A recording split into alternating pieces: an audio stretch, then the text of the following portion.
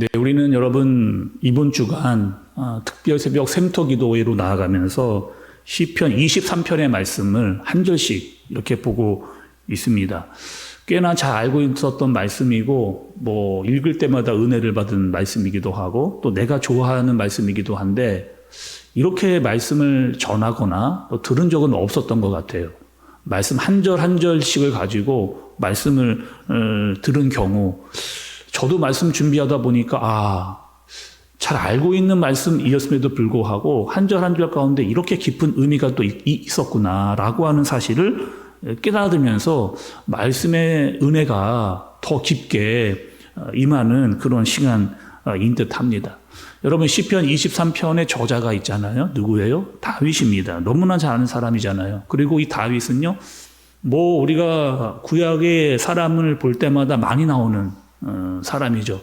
굉장히 용감했던 사람이고 싸움도 잘했던 사람이고 이스라엘의 왕이었던 그런 사람입니다. 그런데 여러분 다윗의 인생을 말씀으로 쭉 따라가다 보면 이 다윗이라고 하는 사람이 참 상처가 많은 사람이에요. 상처가 많은 사람입니다. 왜요? 이미 아버지였던 이새에게 형들이 많았습니다. 그러니까 자식들이 많았어요. 그리고 내 위로 형이 많았습니다. 그리고 이 다윗은 막내 아들이었단 말이에요.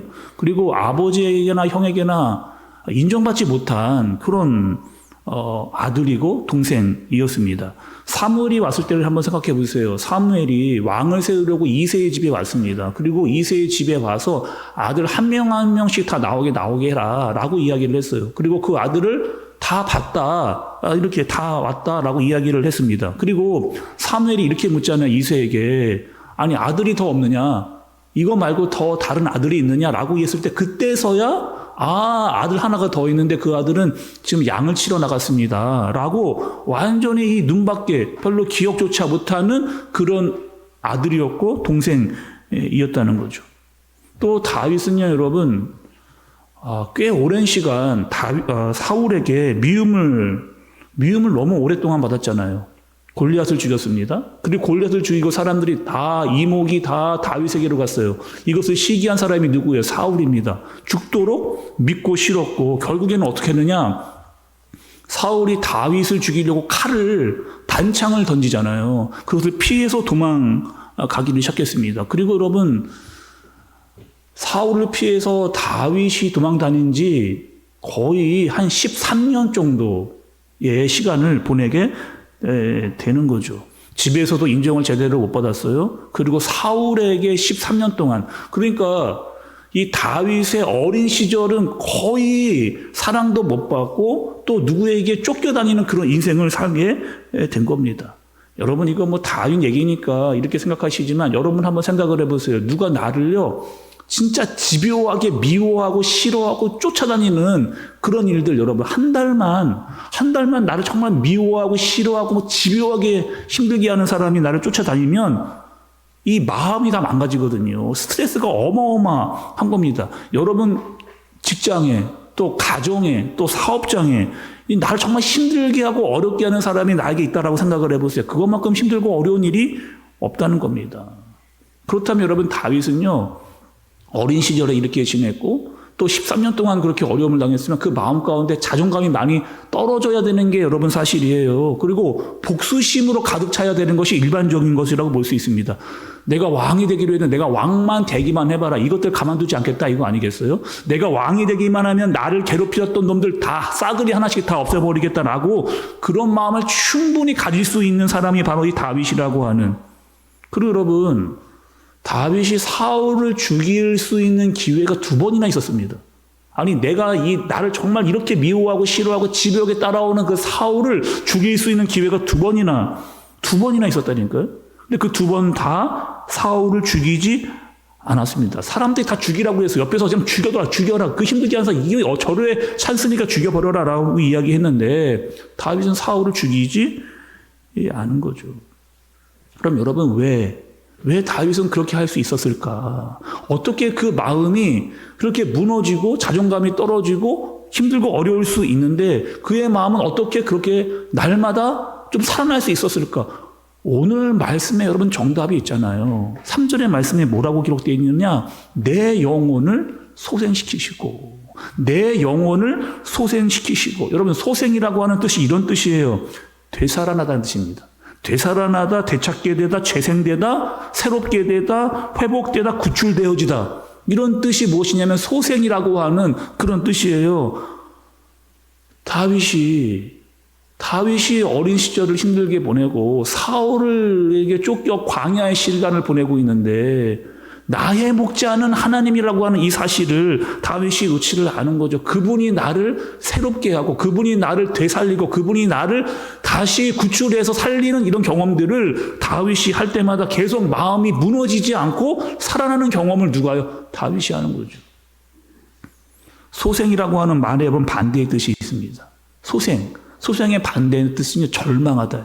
낙심하다, 좌절하다. 그러니까 여러분, 이 다윗의 마음 가운데는 솔직히 소생보다는 좌절과 낙심과 또 절망이 가득 차긴 것이 사실 더 많을 수 있다는 거죠. 13년 동안 내가 다리 한번 제대로 피고 차지를 못했거든요. 그리고 혹시나 내가 왕이 13년 동안 이렇게 쫓겨다니는데 내가 결국에 왕이 되지 못하는 거 아닌가라고 하는 마음이 들 때마다 다윗의 마음이 내려앉고 가라앉고 낙심하고 좌절하고 힘들고 어려울 수밖에 없을 그 다윗의 마음 가운데 다윗은 여러분 어떻게 되느냐? 소생됐습니다. 소생. 다시 살아나고 다시 회복되어지고 그 낙심과 절망 가운데 빠져있지 않고 죽을 것 같은데 다시 살아나는 소생의 역사를 하나님을 통해서 나의 목자이신 그 하나님을 통해서 이 다윗이 경험을 하게 되는 거죠. 다윗뿐이 아니잖아요, 여러분. 우리도 그렇습니다. 우리도 여러분 어려움을 만날 때가 있어요. 근데 그 어려움이 어떻게 오느냐? 갑자기 옵니다. 갑자기 다윗이 골리앗을 만나잖아요. 형에게 안부를 묻으러 갔다가 갑자기 골리앗을 만나서 골리앗과 싸우는 이런 일들을 다윗이 만나잖아요. 또 나를 집요하게 내 마음 가운데 떠나지 않는 어려움이 계속 남아있는 마치 사울이 나를 쫓아오듯이 나오는 그런 문제들이 내 안에 있게 되어지는 거죠. 그럴 때마다 내 마음이 계속해서요. 골리앗 때문에 사울 때문에 내 안에 있는 골리앗과 사울 때문에 마음이 계속해서 무너질 수 있는 내 상황. 그러면 하나님이 안 보여요. 하나님이 보이지 않고 영적으로 멀어지고 무기력해지고 힘들어지는 경우가 우리에게 너무 많습니다. 그런데 오늘 말씀은 뭐라고 이야기하느냐? 너를 소생시키는 분이 있다는 거예요. 그런 골리앗과 사울이 너에게 있어도 너를 소생시키는 분, 그 골리앗보다 그 사울보다 더 큰 분, 너의 마음과 영혼을 새롭게 하시는 그 분이 너에게 있다. 라고 다윗은 자기의 고백으로 내가 날마다 그분 때문에 소생되어진다라고 그렇게 고백을 하고 있는 겁니다. 여러분, 다윗이 골리앗을 때 나갈 때 했던 말이 있어요. 사무엘상 17장 45절에 보면 이렇게 다윗이 나갑니다. 다윗이 블레셋 사람에게 이르되 너는 칼과 창과 단창으로 내게 나오거니와 나는 만군의 여호와의 이름 곧 내가 모욕하는 이스라엘 군대의 하나님의 이름으로 내게 나아가노라 라고 다윗이 이렇게 외치면서 나가잖아요.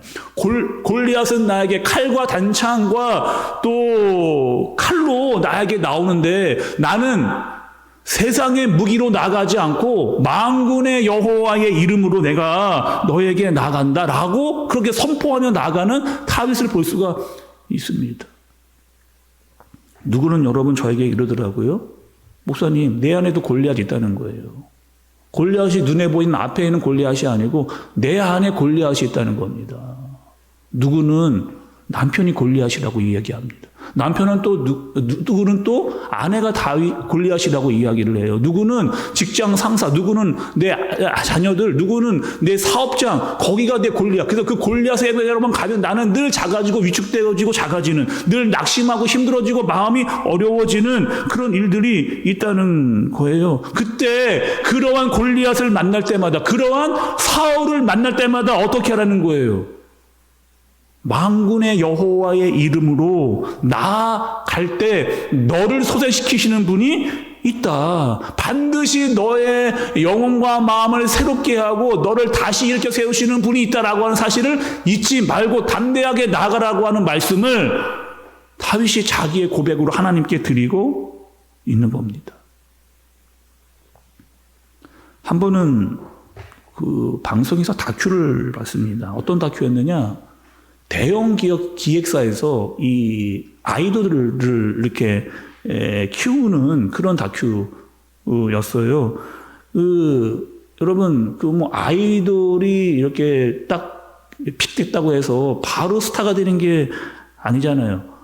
기획사에서 사람을 선택하면은 처음에 이 아이돌이 연습생부터 이제 시작을 한답니다. 그리고 연습생 시간이 길면 한 10년 정도 이 아이들을 키워가지고 아이돌로 이렇게 데뷔를 시키는 거죠. 근데 그냥 가만히 놔두는 게 아니라 계속해서 이 아이들을 어떻게 하느냐? 노래를 가르칩니다. 그리고 춤을 배우게 하고 또 계속해서 투자를 이 회사에서 하는 거예요. 뭐 숙소, 뭐 연습실, 식비, 뭐 계속해서 다 투자를 해가지고 한 10년 동안 잘 키우는 그런. 그래서 아이돌 한 명 이렇게 키우는데 최소 1년에 3천에서 4천만 원 정도 그렇게 들어간다는 거예요. 10년 동안 여러분 키운다고 생각해 보세요. 엄청난 돈이 들어가는 거 아니에요? 그리고 요즘에는 아이돌이 한 명만 나오질 않잖아요. 거의 그룹으로 나오는.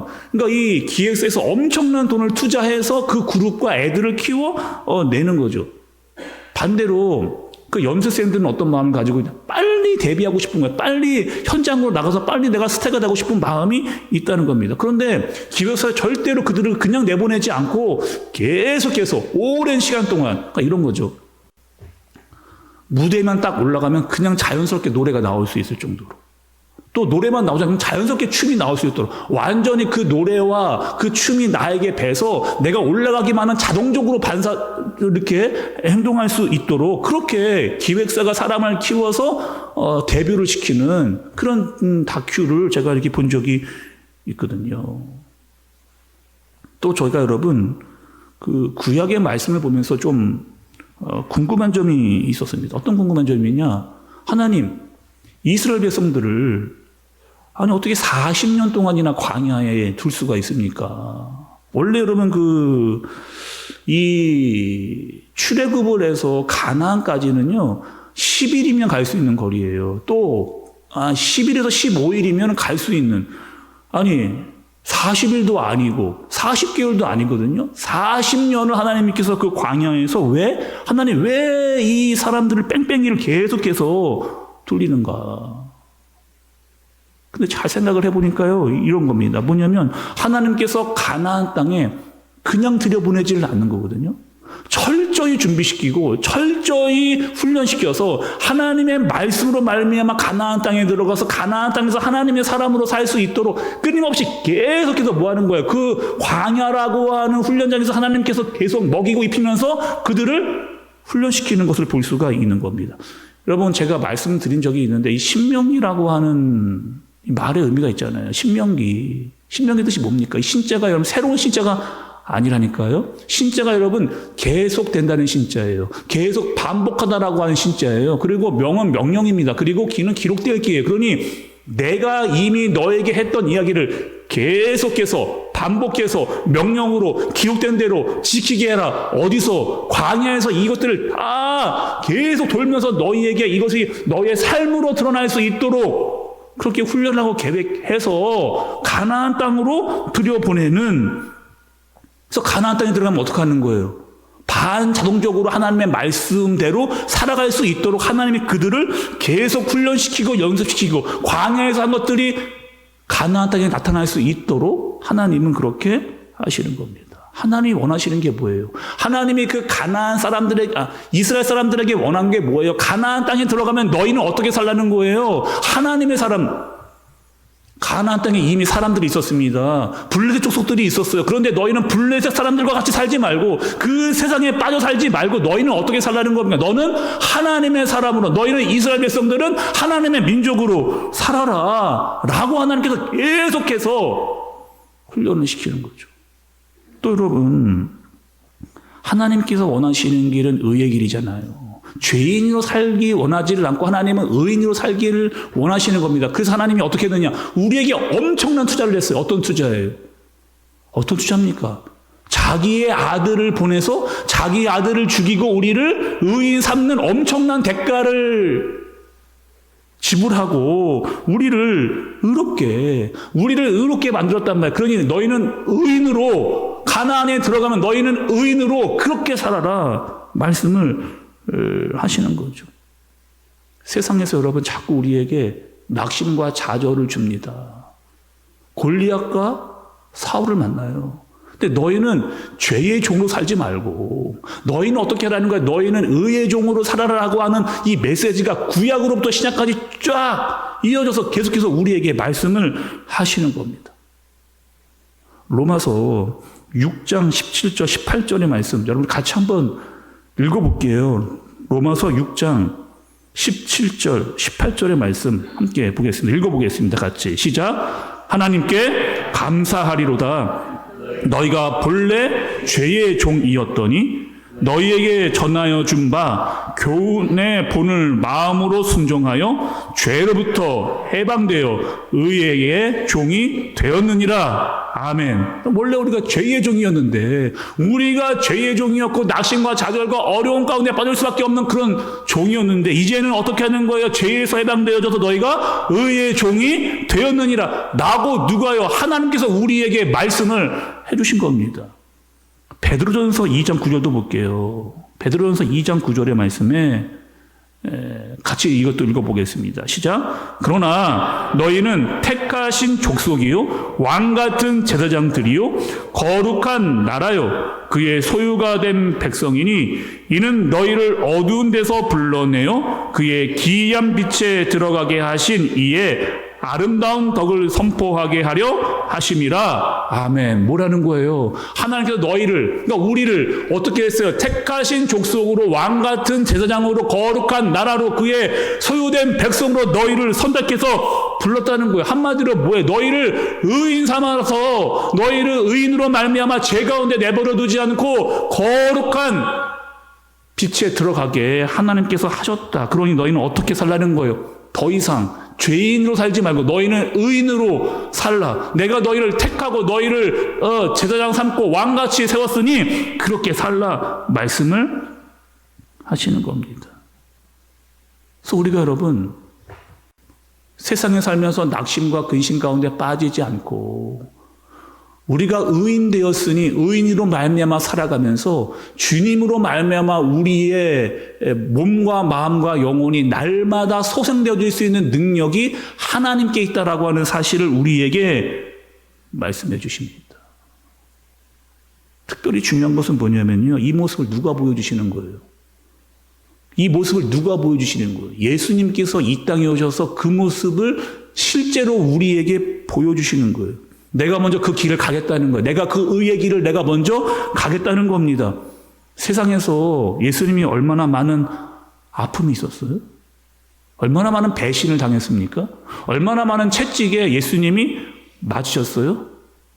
그런데 예수님 어떡하느냐? 끝까지 십자가를 지고 근데 그 십자가가 좌절과 낙심과 어려움이 아니라 이 십자가가 생명이라고 하는 사실, 내가 이 사랑으로 이 십자가를 지겠다라고 하는 사실, 그리고 이 십자가로 말미암아 부활이 있다라고 하는 사실을 알고 이 예수님 이것을 지고 가는 거죠. 그리고 날마다 예수님 무엇을 하셨느냐? 새벽 미명마다 일어나 하나님과 깊은 교제를 하면서 아버지와의 관계를 놓지 않으면서 매일 아침마다 주님과 함께 그 길을 시작하시는 거죠. 그의 마음과 영혼이 날마다 살아나는 경험을 예수님이 직접 하시는 겁니다. 그리고 뭐라는 거예요? 너희에게, 우리에게 의의 길을 가라는 거예요. 우리에게 십자가를 지고 나를 따르라 이야기를 하십니다. 십자가를 지면 죽을 것 같은데 죽지 않는다라고 하는 사실을 하나님께서 예수님께서 보여주신 거예요. 그리고 너는 어떻게 하라는 거예요? 생명의 길, 사랑의 길, 부활의 길을 의인된 너희가 그렇게 걸어가라. 그러니 여러분 우리가요 다시 주님을 바라볼 수밖에 없어요. 다시 주님을 의지할 수밖에 없습니다. 이 사실을 다윗이 오늘 고백하는 거죠. 내가 주님 때문에 소생되어지고 주님의 이름으로 말미암아 내가 의의 길을 가겠다라고 하는 그 다윗의 고백이 오늘 저와 여러분들의 고백이 되어지기를, 그리고 생명과 사랑과 그 부활의 길을 의인으로 말미암아 의인이 되어 걸어갈 수 있는 저와 여러분들이 되어지시길 예수님의 이름으로 축복합니다.